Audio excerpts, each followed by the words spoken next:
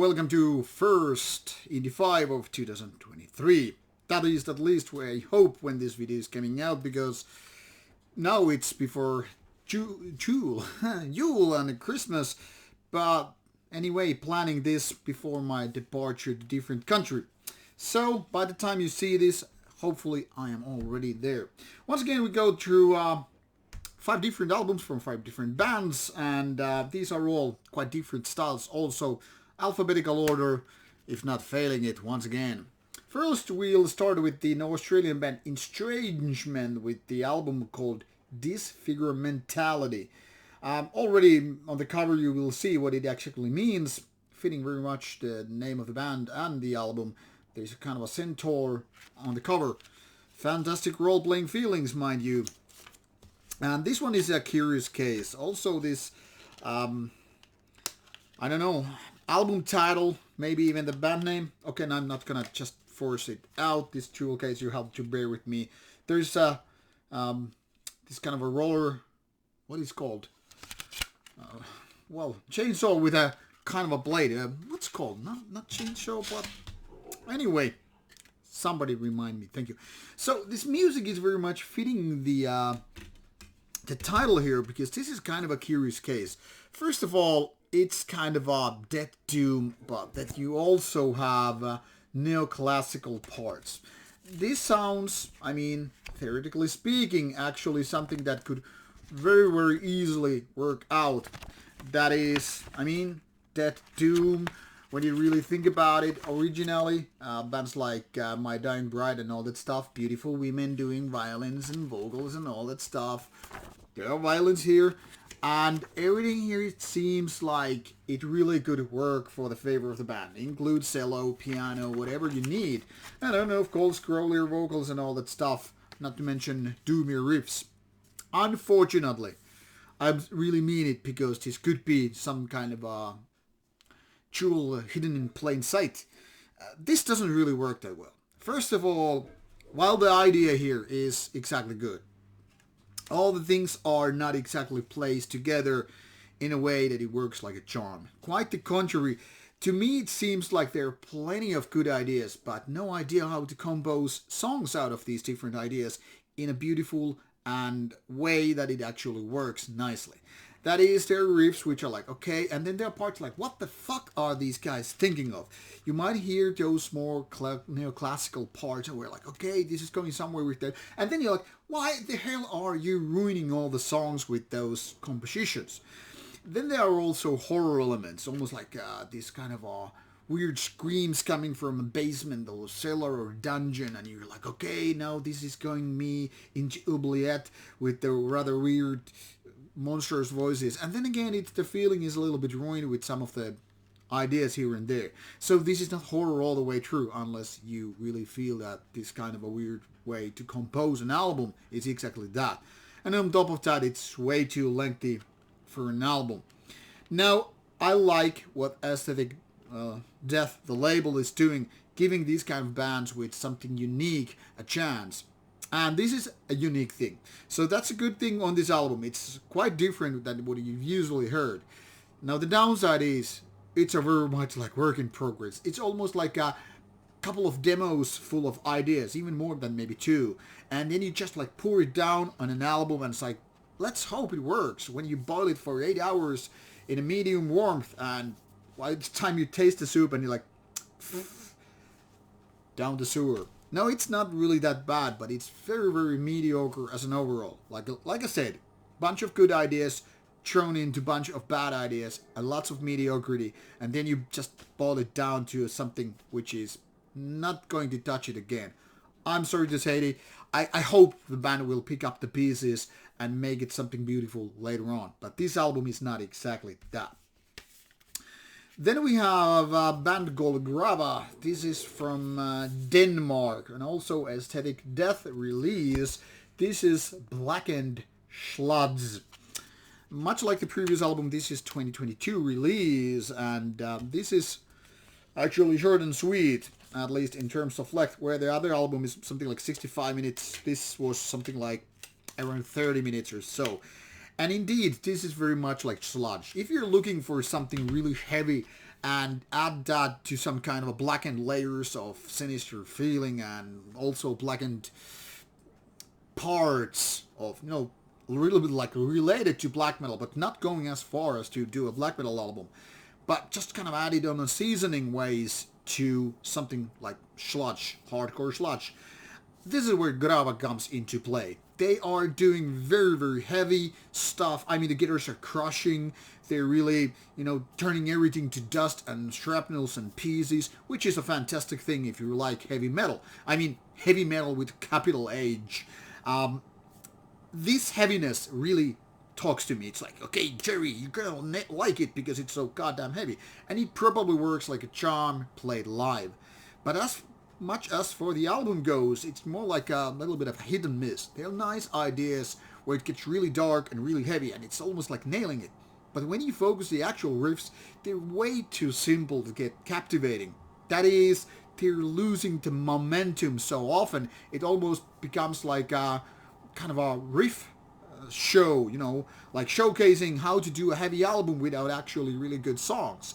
So for me, it's a little bit like a hit and miss kind of a thing, lacking the peak moments, but still being able to do, you know, in order to deliver the darkness and heaviness. So kind of like a, yeah, kind of like it, but I kind of don't. I mean, it still is missing the good songs. But if heaviness is all you need, with a little bit of darkness, this is an album worth checking out. Then we have a little bit older release from Aesthetic Death. This is actually a year old, so 2021 release. And this is Haiku Funeral with the album Drown Their Moons in Blood. Sounds very dark and sinister and already liking it.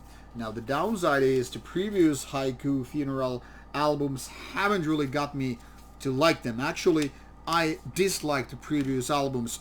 And this Marseille, France-based band used to do some kind of electronic rock with way too experimental ideas to get me going. I really didn't enjoy the previous ones. I mean, they're quite horrible, to be honest. So when I saw another Haiku Funeral album, I was like, okay, once again I'm going through a torment or whatever. And now I'm thinking if that Estrangement album wasn't actually that lengthy as I thought. Maybe this is the 65 minutes an album and I'm confusing. So I pardon if I gave you wrong length of idea for the first album. Anyway, Haiku Funeral is quite different this time than the previous albums I've reviewed earlier, and this is now something that I could call, I guess, death industrial. Think of names like Puissance or Ordo Equilibrio, and then you have roughly the idea what's going on. There are parts where this gets kind of a very, very ambient-like, and then there are lots of parts, even more of those parts where it's just full-blown industrial. But by industrial, I don't mean industrial rock or industrial metal. I'm talking about kind of a death industrial or martial industrial, where you have those kind of almost like marching sounds, those kind of martial patterns, drums, percussions, whatever. Lots of electronics used, spoken parts, and kind of sinister feelings. If Puissance doesn't really ring you a bell, maybe some other bands by their label, Cold Meat Industry, might give you a little bit of a clue what's going on here. Now, the good thing here is this album is actually good. It's definitely a lot better than the previous Haiku Funeral things. Of course, the genre is now a little bit different, but that is now why you also should give this a chance. That is, if you like dark music beyond metal. And Haiku Funeral is also labeled, I don't know why, as black metal on their Bandcamp site, because there's nothing metal here, nothing black metallic-like, except for the feeling and the album name and those pentagrams and all that stuff. So definitely worth checking out. I think it's a good album, and this actually gets me my hopes up for future Haiku Funeral albums as well. Then we go to German with Stilleklang. This is a German name. I don't know why I gave this kind of a Swedish pronunciation. Tränen der Vergangenheit Part 1. Something like that. And this is a one-man project from Germany doing kind of a melancholic stuff. Now, if black metal was done in not funeral doom, but doom death ways, like My Dying Bride and the like, it could be Stilleklang. The thing here is, this is melancholic. This is definitely having those darker vibes with the music. But instead of doom death riffs, this is having the kind of a black metal melodies and melancholic parts in order to just, make the music sound somewhat gothic and dark and all that stuff. Now, theoretically speaking, this is an album that actually might do it in a quite good ways. But the thing here is, it's not exactly doing it very well. It's more like a work in progress in the terms of like, you have all the ingredients there, you have all the right ideas how to incorporate those elements into music and make an interesting album. But in fact, it's kind of a failing because the thing here is, these songs are not that good. Much like Estrangement, in theory, this is a good album and you have all the right pieces to just make it happen. But when it comes to songwriting, it's a little bit of a hit and miss. There are parts where these melancholic things, like good melodies and some of the black metallic riffs go very much hand in hand with the music. And then there are spoken parts which also kind of emphasize this, okay, this is not that extreme kind of a black metal as you're expecting to. So it has its moments. It has its parts where it's like, yes, it's going in the good direction, and then it has a lot of filler ideas where everything is like, would you please just finish the album? And even though it's not only 45 minutes, it's just like too much of that. So too many fillers and too much work in progress, but definitely something promising is happening there. And last but not least is Jours Pâles from France. This is the second album of this band that previously did quite of a melancholic French melodic black metal, and now they have stepped into a new territory and also partially because of that abandoned some of the good ideas they had. The second album, running for some 61 minutes out through Ladlow, is also very fresh from the oven. I think late November 2022 release, and everything here reeks of French. I don't mean anything negative by that, the choice of word here, but when I say it reeks of French, everything is here super French. It's almost like a national anthem album. I mean, those melodies, they're like trademark French black metal melodies. Every possible words put out is French. They're almost like emphasizing like how French this album is. It's like sacre bleu, how French you really can go. If I were to pick the most French metal album of the year 2022, this would be it. Now the thing here is, they have a lot of ideas and sometimes they go way overboard. That is, there are parts where this goes almost like metalcore, deathcore and stuff like that. And then there are parts where it just sounds like French, more melodic, modern ways of doing the kind of stuff. French melodic black metal. A little bit melancholic here and there. But unfortunately, those deathcore or metalcore like elements are just like, they don't really fit here. And then when you have an album which is 61 minutes of very diverse ideas, it feels like it's too much. It's almost like digesting two albums in one go, where there are like too many filler ideas versus the good ones. But mind you, there are those good ones. Some of the melodies are really good.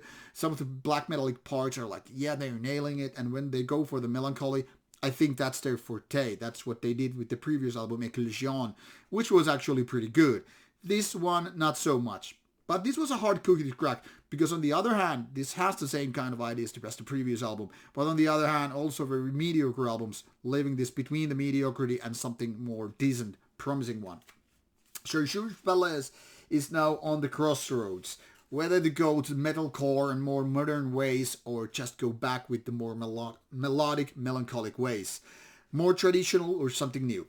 Production-wise is really good. This sounds powerful, and all the details with the drums and guitars, they play out nicely. In terms of production, really good of an album. Song-wise, composition-wise, not so much. So now you probably guess what is my favorite of the pile, because this time it was rather easy to pick the winner. And it's Haiku Funeral, the only non-metal album of the pile. But you will find links provided in the description box, so you can pretty much decide for yourself which ones are your go. Now, don't go into hate mode if you don't like what I'm saying here. I'm just a review guy. I'm just talking about these albums. Pick the ones you're interested in and go with that. Don't spend your time bitching about how he offended that band in a wrong way. Nobody gives a damn. Thank you for watching, and check out the links provided in the description box for the music, and I hope you like some of them. Cheers and bye-bye.